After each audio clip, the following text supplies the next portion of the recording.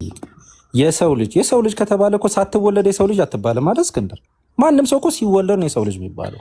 ሳንወለድ የሰው ልጅ ተብለን አንጠራም። ከክርስቶስ ሞትና ትንሣኤ በኋላ የሰው ልጆች የአዳም ኃጢአት አለባቸው፣ ኃጢአተኛ ናቸው በአዳም ኃጢአት። ይህ ኃጢአት የአዳም ሆኖ ስለመጣ በአዳም ኃጢአት ወይም በዚህ በአዳም ኃጢአት ኃጢአተኛ ናቸው ተብለው ይጠራሉ ወይስ ክርስቶስ ያጠባቸው? ያላልኩትን አትበል። ኦቨርራይድ እያደረግህ ይቅርታ፣ በቃ እኔ ነኝ እያወራኋቸው ያለሁት። የሼማን እኔን ነው እያወራኋቸው ያለሁት። እኔ ነኝ የማወራቸው፣ ሼማን አይደለም። ሼማ የመጨረሻ ነው። ካልተስተካከለ ቅድም ብፁዕ እንዳደረገ አይ እንደዛ አይደለም ያልኩት ብለህ ታስተካክላለህ። አሁን ግን የእሱ ጊዜ ነው፣ እሱ የሚናገረውን እንስማው። እንዴ ካልተስማማን እኛ ምኑን ክሊር አደረግን? ሰውስ ምን ተማረ? ቀጥል ብፁዕ። እስኪዬ ባለፈው ታስታውሳለህ ስንገናኝ ስለ ህፃናት መምህራንን ጠይቅ ብዬ ነበር። ስለ ህፃናት የሚጠየቅ ጥያቄ ካለ መምህራንን ጠይቁ፣ ምክንያት ስላለ። አይ ስለ ህፃናት አይደለም፣ አሁን ስለ አዋቂዎች ነው። ቴንክ ዩ። አዎ፣ ስለዚህ ሰው ብለን ከተናገርን ህፃንም ይሁን ሰው ነው። በቃ የእድሜም ልኬት የለውም። በአዳም ኃጢአት ከክርስቶስ ሞትና ትንሣኤ በኋላ ያሉ የሰው ልጆች በአዳም በደል በአዳም ኃጢአት ይጠየቃሉ ወይስ በኢየሱስ ክርስቶስ ባጠባቸው በኢየሱስ ክርስቶስ ባለማመናቸው ይጠየቃሉ? በየትኛው ነው የሚጠየቁት? ቃለ ሕይወት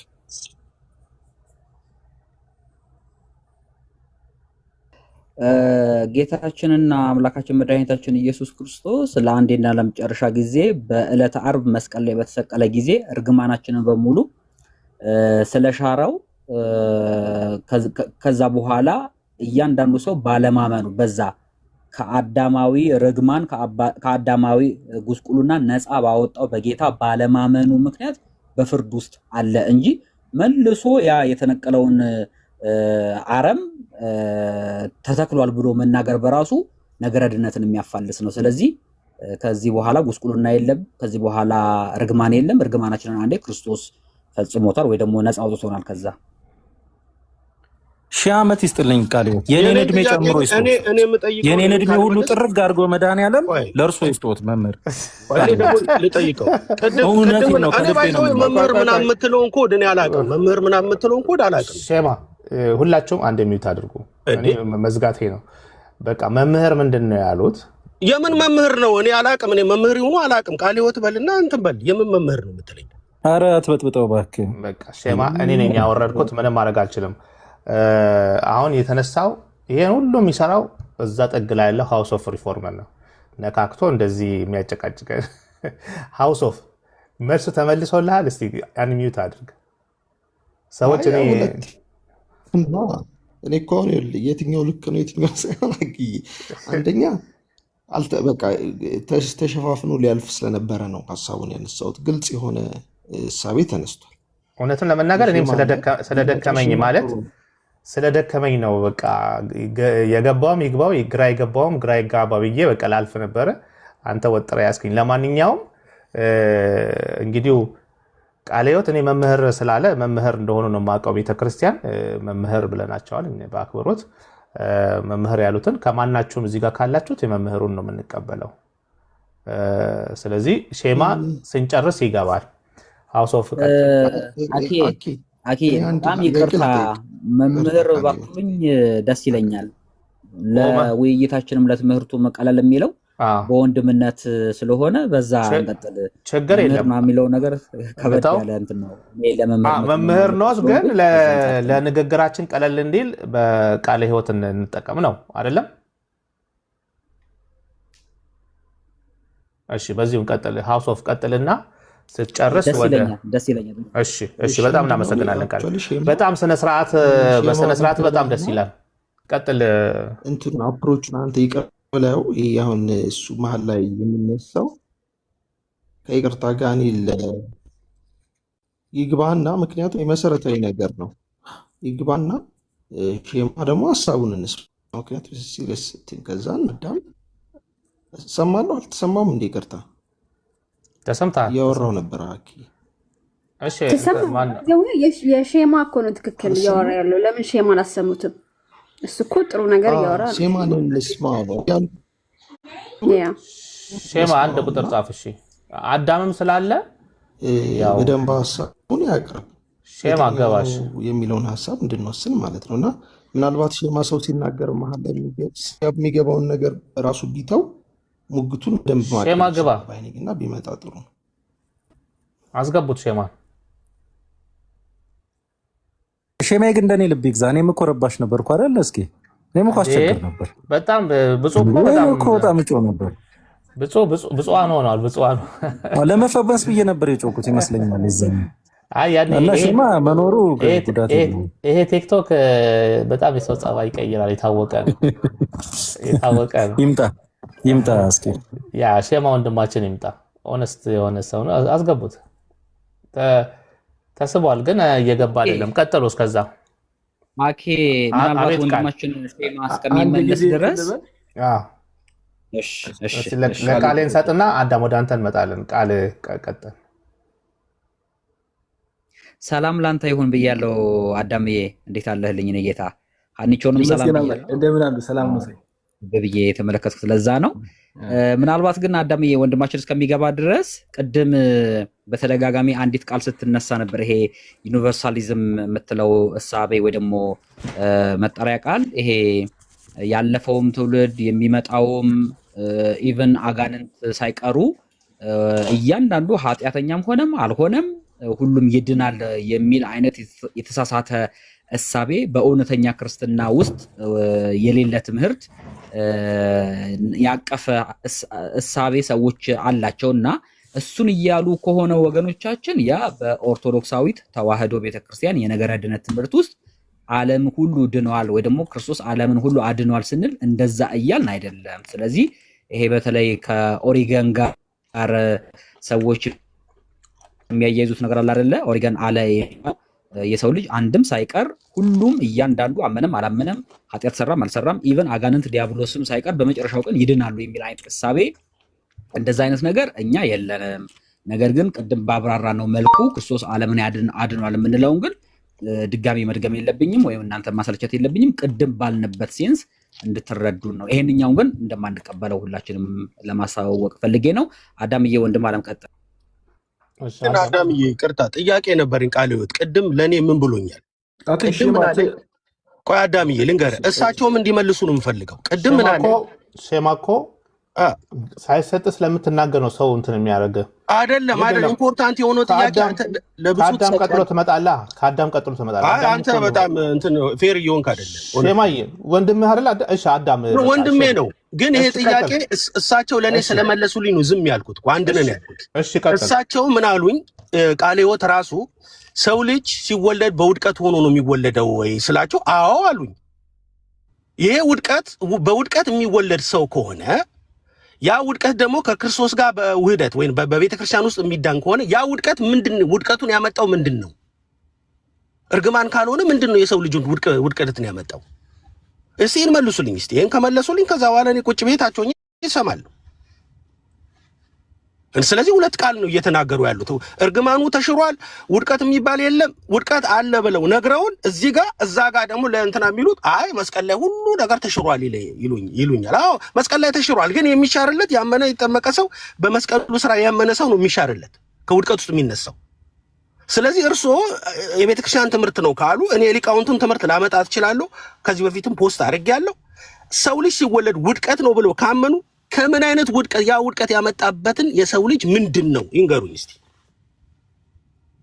እኔም ስለሚሄድ አንዴ ልንገርህና ሼማ አይ ቲንክ ሼማ ያነሳው ጥያቄ ራሱ ተገቢ የሆነ ጥያቄ ነው እና አይ ቲንክ እየተነገረ ያለው ግን ሚስ አንደርስቱድ እየተደረጋችሁ ያላችሁት የእኛም ወንድሞች እነሱም ደግሞ ጆናታን ሲጀምር እኮ ጆናታን ተናግሮት ነበር። እናንተ የምትሉትን ነገር ጆናታን ቀድሞ መጀመሪያ ተናግሮት ነበርና የጆናታንን ሀሳብ ስላልሰማችሁት መሰለኝ። ኦብጀክቲቭ የሚባል ሳልቬሽን አለ ከክርስቶስ ዘንድ ስንናገር ራሱ ኢየሱስ ክርስቶስ ብለን መጀመሪያ ስንናገር ራሱ ሰብጀክቱ ራሱ ስንናገር ኢየሱስ ክርስቶስ ዓለምን አድኗል ይባላል። ልክ መጽሐፍ ቅዱሳችን ላይ የዕብራውያን መልእክት ምዕራፍ 1 ቁጥር 3 ላይ ኃጢአታችንን በራሱ ካነጻ በኋላ ነው የሚለው። ኃጢአታችንን በራሱ ካነጻ በኋላ በሰማያት በግርማው ቀኝ ተቀመጠ ነው የሚለው። ኃጢአታችንን ሊያነጻ አይልም፣ ካነጻ በኋላ ነው የሚለው እና ከዛ የተነሳ ኃጢአታችንን አንጽቷል፣ ያለምን ኃጢአት አንጽቷል ብለን እንናገራለን። ኢየሱስ ክርስቶስ። ሰው ግን አንድ ሰው ኃጢአቱ ኢየሱስ ክርስቶስ ኃጢአቱን አንጽቶታል። የራሱ የሚያደርገው ገንዘብ የሚያደርገው በእምነት ሲቀበለው ነው። ስለዚህ ኢፌክቹዋል አልሆነም፣ ኢፌክቲቭ አልሆነም። ልክ ስታምን ነው። ከንዲሽን አለበት። ከንዲሽኑ ማመን አለበት። ኃጢአትህ ለአንተ የምታደርገው በእምነት ስትቀበለው ብቻ ነው። በእምነት ካልተቀበልከው ነፃ ተብሎ አይነገርልም ለአንተ። ኢየሱስ ክርስቶስ ግን የዓለምን ኃጢአት አንጽቷል ተብሎ ይነገራል። ስለ ኢየሱስ ክርስቶስ ስንናገር ነው። ስለ ግለሰቦች፣ ስለ ዓለም ህዝብ፣ ስለ ህዝብ እያነሳን አይደለም የምንናገረው። ስለ ኢየሱስ ክርስቶስ። ኢየሱስ ክርስቶስ የዓለምን ኃጢአት አንጽቷል፣ ዓለምን አድኗል ተብሎ ይናገራል ስለ ኢየሱስ ክርስቶስ። ነገር ግን ስለ ህዝቡ ግን አንድ ግለሰብ አንስቼ ካላመነ እሱ አልነጻም፣ ካላመነ አልዳንም። ስለ ግለሰብ ስናነሳ ማለት ሁለተኛ ስለ እንትን ተነስቶ ነበረ። ስለ ቆይ በውድቀት ውስጥ ነን አይደለም የሚለው ማለት ነው። ሰው እስካላመነ ድረስ ስቲል በውድቀት ውስጥ ነው ያለው። ከውድቀት ውስጥ የሚወጣው ያንን በእምነት ሲቀበል ብቻ ነው። አምኖ ካልተቀበለ ስቲል ውድቀት ውስጥ ነው ያለው። ውድቀት ውስጥ ማለት መንፈስ ቅዱስ አልተቀበልክም ማለት ነው። አምነ ሳትጠመቅ መንፈስ ቅዱስ ልትቀበል አትችልም። መጀመሪያ የሚያጣነው እኮ በአዳም ኃጢአት ምክንያት ከእግዚአብሔር ተለየን፣ ጸጋ መንፈስ ቅዱስ ከኛ ራቀ። ስለዚህ ሰው አምኖ ሳይጠመቅ ጸጋ መንፈስ ቅዱስን ሊቀበል አይችልም። ጸጋ መንፈስ ቅዱስን ካልተቀበለ ውድቀት ውስጥ ነው ማለት ነው። መንፈስ ቅዱስን ስትቀበል ነው ከውድቀት የምትወጣው። ስለዚህ ውድቀት ውስጥ ነው ያለው ማለት ነው። ሰው ሳይጠመቅ በፊት ከውድቀት ወጥቷል አይባልም። አይ ቲንክ ከቃለ ሕይወት ጋር ትንሽ እንትን ያሉት ለምሳሌ እንትን ይባላል። በብሉይ ኪዳን ገነት ተዘግቶ ነበረ ለዓለም ሁሉ ምንም ሪላቲቭ ቅዱሳን የምንላቸው አለዋል። በአጠቃላይ ለእነሱ ሁሉ ጨምሮ ገነት ተዘግቶ ነበር። አሁን ግን ከክርስቶስ ሞት በኋላ ገነት ተከፍቷል። ያንን ለመናገር ነው። እርግማን ተነሳለን ሲባል ያ የገነትን መከፈት ለመናገር ነው እንጂ ከዛ ውጭ ሰው ሌላ ነገር ለማለት አለ። እግዚአብሔር ይስጥልኝ። እናመሰግናለን። አዳም ሃውስ ኦፍ ሪፎርምን ነበር ይሄን ቅድም የጠየቀው።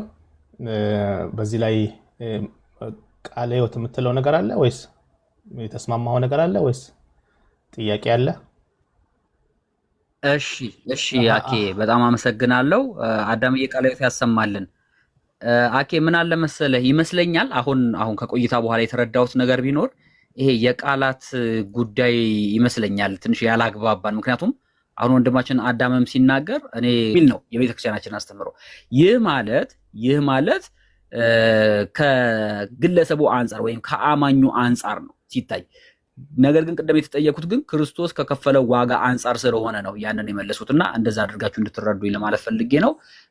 ሼማም የተረዳኝ ይመስለኛል፣ ምናልባት ካልተሳሳትኩኝ ብጾም ማለት ነው። አመሰግናለሁ። ቃለ ሕይወት እግዚአብሔር ይስጥልኝ። በቃ ተስማምተናል እናንተ። እሺ ቴንክ ዩ ሼማ፣ እናመሰግናለን። በቃ ዴቭ ከታች አለ፣ አስገቡት ዴቭን። እሺ 1 2 3 4 ሰው ነው ያለው ከዚህ ከአንድ ቦታ። እኔ ልውረድልክ አኪ። በቃ ሼማ ወርዷል። እንትን ማን ነው ማመነ ብቻ ሳይሆን የሚጠየቀው ኃጢአትም ስላለበት ነው ማለት ነው። ማለት ሲወለድ ከኃጢአቱ ጋር ነው። በማመኑ ሊድን ይችላል። ባያምን ግን ስላላመነ ብቻ አይደለም። ስላላመነ ብቻ ሳይሆን ውድቀትም ስላለበት ያ የወደቀ ማንነቱም አብሮ ኃጢአት ስለሆነ ውድቀት ራሱ ኮራፕሽን በሱም ነው የሚጠየቀው ወደሚል ፈቀቅ ብለዋል። ቅድም እንደዛ አይደለም ያለው። ቅድም